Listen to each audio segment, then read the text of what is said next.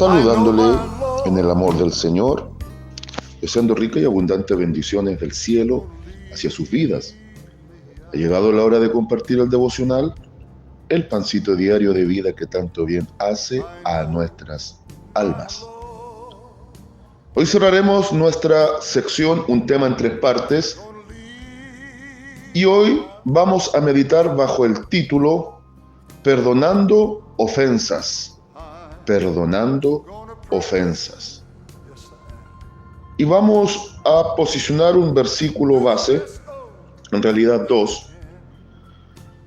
Efesios capítulo 4, versículos 31 y 32. Efesios capítulo 4, versículos 31 y 32.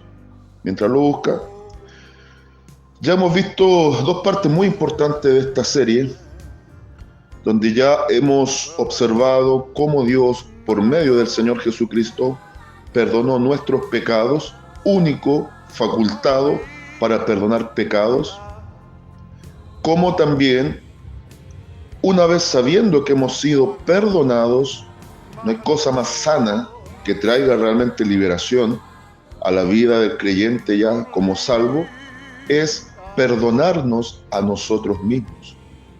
Sabiendo que hemos sido perdonados por nuestro Dios y estamos reconciliados y en paz con Él por medio de la obra del Señor Jesucristo, ahora debemos ser entes activos, personas bien dispuestas, con nuestra voluntad del alma rendida, a que el Espíritu Santo, así como usó la palabra para que llegásemos a convertirnos al Señor, ahora continuamente nos limpiemos de cosas que arrastramos del pasado, que muchas veces estorban en el presente y van minando y frenando una proyección.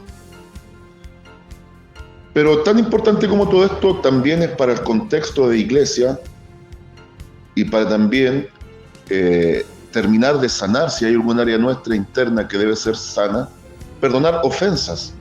¿Encontró? Bien. Leo entonces Efesios capítulo 4, versículos 31 y 32, y la palabra de nuestro Señor Jesucristo dice así: quítense de vosotros toda amargura, enojo, ira, gritería y maledicencia y toda malicia. Antes sed benignos unos con otros, misericordiosos, perdonándoos unos a otros, como Dios también os perdonó a vosotros en Cristo. Amén.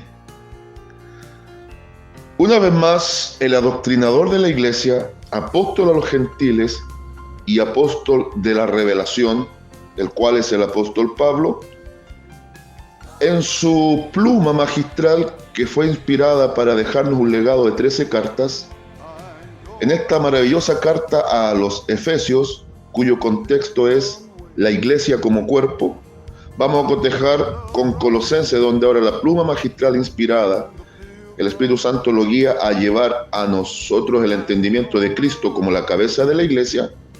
El apóstol Pablo pone una vez más el énfasis en la vida comunitaria de iglesia. ¿Cómo debe ser la vida de la iglesia? Y en este contexto del capítulo 4, para nosotros en Reina Valera 1960, desde el versículo 17 al 32, nos contextualiza cómo debe ser la nueva vida en Cristo. La nueva vida en Cristo. Si usted observa el versículo 31, hace este contraste.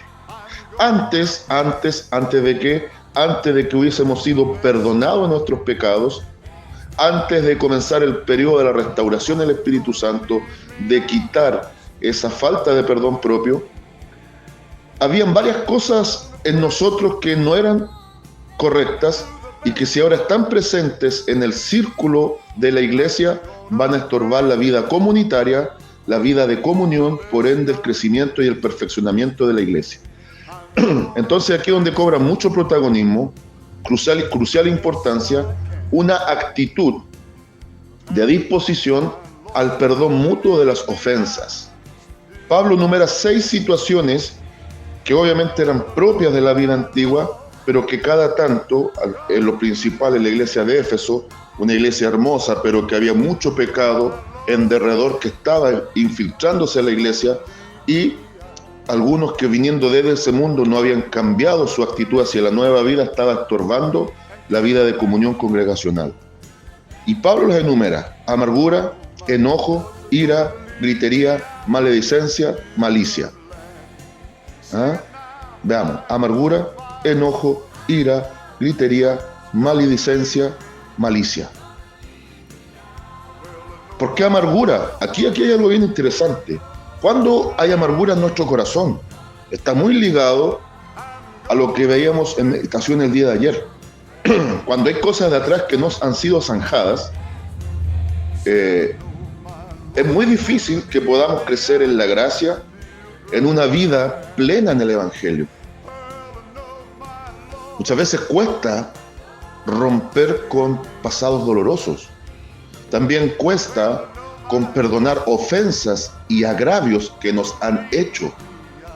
Hay casos de cristianos que, por muy servidores de Cristo, por muchas cosas que estén haciendo por la causa de Cristo y aparentemente en nueva vida, todavía viven atados a rencores del pasado, incluso a odios disimulados que están dañándole por dentro. Es bueno soltar eso, perdonar genuinamente la ofensa, el daño. A veces cuesta, yo lo entiendo, pero es un deber. Si somos semejantes a Cristo en calidad de cristianos, debemos seguir ese modelo. Es más, el maestro, cuando dice que el cristiano debe ser perfeccionado en el amor, pone dos estándares muy altos, y uno que prácticamente solo los años, la madurez y la operación continua, activa del Espíritu Santo lo puede lograr. Primero, Cristo dice que debemos orar, incluso bendecir a aquellos que nos persiguen, nos calumnian, que desean toda clase de mal sobre nosotros. Pero incluso dice que tenemos que aprender a amar a nuestros enemigos. ¿En qué consiste ese amar a nuestros enemigos? Fundamentalmente en perdonar genuinamente el daño que nos hacen. Amar al enemigo no significa que vamos a comer de un mismo plato ni vamos a compartir una misma mesa. Sería como tan erróneo que pensar que vamos a estar en paz con el diablo. Muchas veces no se puede, porque hay gente que es verdaderamente diablo en carne. Pero la idea es soltar aquellas cargas, aquellas ataduras que nos están afectando. Ahora, si esto lo trasladamos al ámbito congregacional, muchas veces no hay un crecimiento mayor de iglesia en la comunión, en la unidad genuina del Espíritu, ni tampoco hay una proyección de crecimiento exponencial en la iglesia. ¿Por qué? Porque también dentro de la congregación hay ataduras de rencor entre hermanos, hay hermanos que defraudan, hermanos que dañan, hermanos que calumnian, y en fin, pueden haber un sinfín de situaciones que Pablo las resume en 6. Y eso tiene que dejar ya de ser.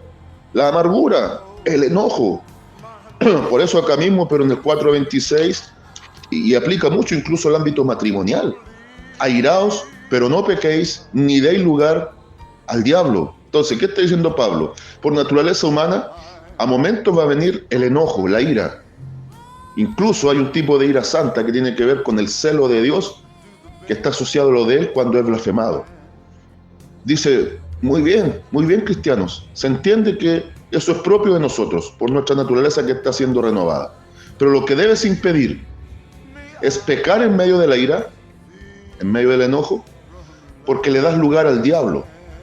Santiago en el capítulo 1 dice que todo hombre, hablemos de cristiano y cristiana, sea pronto en el oír, muy atento a lo que escuchamos, tardo en el hablar, pensar muy bien lo que decimos, y lento en la ira, ser muy lentos en el enojo, porque en la ira humana no aplica la justicia de Dios. Y es ahí donde muchas veces, cotejándolo a la luz de lo que enseña Pablo, terminamos pecando y terminamos dándole lugar al diablo a partir de un enojo. O pecamos nosotros en el enojo, o dañamos la relación con un hermano. Y Pablo está diciendo: basta, ahora es tiempo de perdonar ofensas. ¿Te ofendieron? No esperes que el otro dé el primer paso, dijo el maestro. No esperes que el ofensor venga a ti como ofendido a pedirte perdón. Rompe tú el círculo vicioso, y tú, como el ofendido, ve delante del ofensor si puedes hacerlo, y rompe con esa atadura de rencor, de malignidad, de maledicencia y toda situación nefasta en la cual el enemigo impide un crecimiento personal y colectivo como iglesia. También después dice ira, que está en un nivel superior al enojo. Muchas veces enojo es una molestia, pero la ira ya desprende odio, y el odio es un antídoto contra el amor genuino de la hermandad. La gritería, la maledicencia, la gritería tiene que ver muchas veces con esa alteración de ánimo, con esa exacerbación de emociones que pueden llevar incluso a un pleito. La maledicencia tiene que ver con las malas palabras y toda malicia, todo lo que procede de pecado y termina siendo pecado. Entonces presenta la problemática en la cual podemos estar insertos, y ahora nos dice que eso tenemos que romperlo. ¿De qué forma? En el versículo 32. Antes sed benignos. No se olvide que la benignidad es una manifestación del fruto singular. Por favor, me gustaría comenzar a escuchar que ya salimos de ese circulito erróneo de hablar de los frutos, porque no hay frutos del Espíritu. Hay un solo fruto que se llama santidad, que va desde el amor, gozo, paz, paciencia, benignidad, bondad, fe, mansedumbre y templanza. Y esa es la ley de Dios en el Espíritu para el creyente en los días actuales. Y ese fruto en singular, la santidad, va a producir frutos que son obras genuinas de arrepentimiento y obras de testimonio de salvación. Entiéndase bien, por favor. Entonces, la benignidad es una manifestación de la santidad en el creyente. Y la benignidad, al igual que la bondad, está asociada a la nueva vida, donde nosotros, por amor de Cristo, por amor de nuestra alma, por amor de mi entorno, por amor de mi hermano, por amor de la congregación, por amor a los vecinos, por amor al gran nombre del Señor y a no blasfemar del Evangelio, yo debo decidir perdonar. Ojo, el error ha sido que incluso en el circuito y círculo cristiano se asocia el amor con netas emociones y sentimentalismo. El amor bíblico es emocional, es sentimental, por supuesto que sí, pero es un amor decisivo, porque es un amor que sustenta decisiones. El amor bíblico, para ser capaz de perdonar ofensas, es similar al amor divino, que fue capaz de perdonar pecados a través del sacrificio de su propio Hijo. En este amor benigno tenemos que aprender el principio de perder para ganar. ¿Qué quieres perder? Si no quieres perder nada, nunca vas a ser capaz de perdonar. Dios decidió perder lo más grande que fue su Hijo, perderlo en el sentido de entregarlo por amor de gente miserable como usted y como yo, que antes de Cristo no valíamos nada. Pero Cristo nos dio la plusvalía, nos dio la adopción, nos dio la capacidad de ser herederos y coherederos de la gracia, y ahora en relación de vida abundante y eterna con Cristo, a través del Espíritu Santo, estamos en paz con Dios.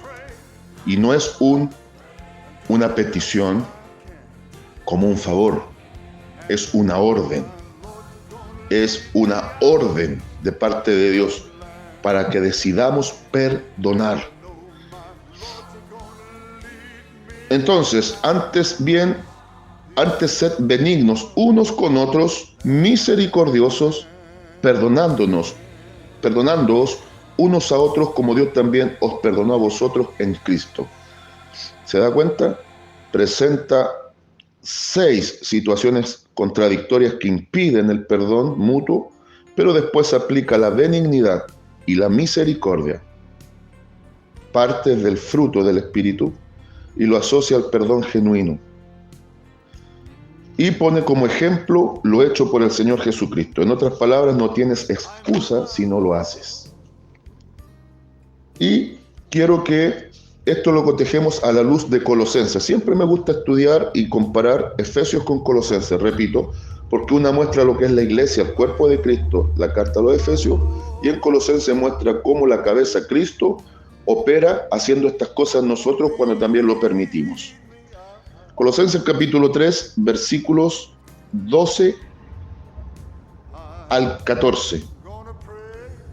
Mire qué hermoso. Colosenses capítulo 3, versículos 12 al 14. Aquí está el complemento perfecto. Y con esto ya concluyo. Vestíos. Note por favor, ahí está el aspecto decisivo. No esperes que Dios te vista, vístete tú. Vestíos, pues, como escogidos de Dios, santos y amados, de entrañable misericordia. Allá hablaba de que hay que ser misericordioso, acá dice entrañable misericordia. ¿Qué significa esto? Que hay una misericordia, un amor que nazca desde las mismas tripas, desde las mismas entrañas. Cuando la Biblia habla de las entrañas, lo asocia al corazón, lo asocia a lo profundo del organismo humano, así como lo más profundo de nosotros son las tripas, las entrañas, los órganos vitales. Es vital que el amor nazca de lo más profundo de nuestro ser en forma sincera y se externalice y se aplique. Por eso dice de entrañable amor. Desde las mismas tripas tenemos que aprender a amar y perdonar. De entrañable misericordia, de benignidad, de humildad, de mansedumbre, de paciencia. Se da cuenta que ahora amplifica todo lo que es el fruto del Espíritu. Amor, gozo, paz, paciencia, aparece la paciencia. Benignidad, bondad, fe, mansedumbre, templanza. Mansedumbre, templanza. La humildad lo resume todo. La paciencia. Entonces, ahora aplica entrañable misericordia, amor genuino, benignidad, humildad, mansedumbre, paciencia. Y habla de soportándoos, lo mismo que decía ya en Efesios, unos a otros. ¿Qué significa el soportarse? Entender que en el cuerpo de Cristo hay diversidad de pensamientos, diversidad de historias. Es más, cada cristiano es un universo en sí mismo, pero todos estos universos cohabitan en un mismo hábitat que es la iglesia, el cuerpo de Cristo, y está regido por la cabeza. Esto es lo que enseña Colosenses, y Pablo también dice que en Corintios, que ahora tenemos la mente de Cristo. No significa que tengamos una mente omnisciente como la de Dios, sino que Cristo, a través del Espíritu Santo, el que va propiciando que aunque pensemos muy diferentes, tenemos un mismo sentir en Cristo. Filipenses 2:5 dice, haya pues en vosotros el sentir que hubo en Cristo Jesús. ¿Cuál fue ese sentir? Cristo aprendió a perder para ganar. Cristo no se consideró mayor que nadie siendo el amo y soberano absoluto, y Cristo Cristo presenta el modelo de iglesia que debemos nosotros seguir. Siendo grandes, tenemos que hacernos pequeños, siendo siervos, tenemos que servir más que ser servidos, y por amor de la obra, primeramente de Dios y las almas, tenemos que aprender a soportar muchas veces muchas cosas y sobrellevar incluso cada tanto uno las cargas del otro, apoyándolo sin dejar de cargar diariamente cada uno nuestra propia cruz. Soportándoos unos a otros y perdonándoos unos a otros. Vuelvo y repito, ¿qué perdonamos? Los pecados, no, las ofensas. Las ofensas, aquellas cosas que nos han dañado o en la cual hemos dañado. Entonces, hay que hacer un sano ejercicio. Perdón.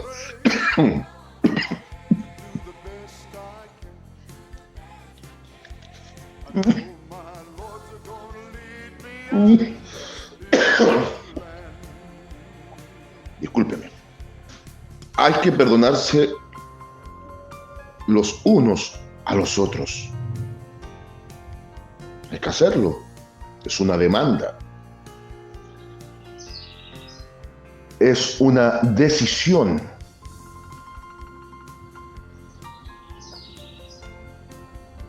Entonces, fíjese.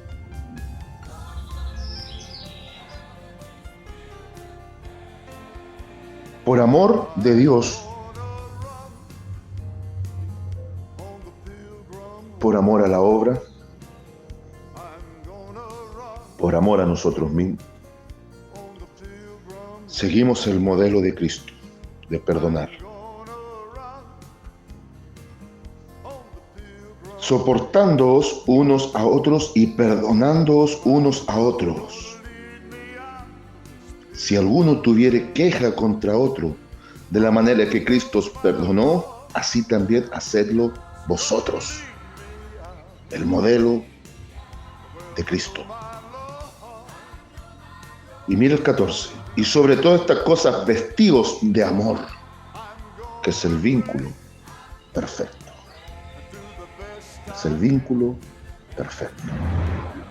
Quizá usted es el ofendido, pero dé el paso. Quizá usted es el que ha sido dañado, pero perdone. Fíjese que muchas veces toca dar el paso a nosotros. Y aquí hay cosas grandes. En el modelo de Cristo, del perdón de pecados y ofensas, entran en juego varias cosas. Y aquí ya empiezo con la conclusión. A veces esperamos que el otro dé el paso y nunca ocurre. El ofendido debe hacerlo, soltar, aunque el ofensor quizás no se reconozca. Pero así como es bueno perdonar cuando hemos sido dañados, igual de sano es hacer un mea culpa cuando yo soy el que he ofendido. Cuando yo paso de víctima a ser el victimario, es tan sano como perdonar, reconocer mi error y hacer un mea culpa, decir me equivoqué, perdóname. Consejo. Si Pablo enseña en muchos de sus pasajes de sus cartas y da énfasis para un crecimiento genuino de iglesia y para poder vivir en nueva vida, de hacer esto, no es algo optativo, por favor, entendamos. Si Dios ya nos perdonó, si nosotros mismos nos perdonamos cosas y soltamos cosas del pasado, ahora en el presente para proyectarnos a futuro, debemos propiciar la unidad de iglesia y estar en paz con Dios y con mi entorno. Consigna y lema para el día de hoy. Dios perdonó pecados, yo me perdoné a mí mismo y ahora me preocupo de perdonar en mi entorno. Saludos de paz, amor y bendición desde Longaví a cada uno de ustedes.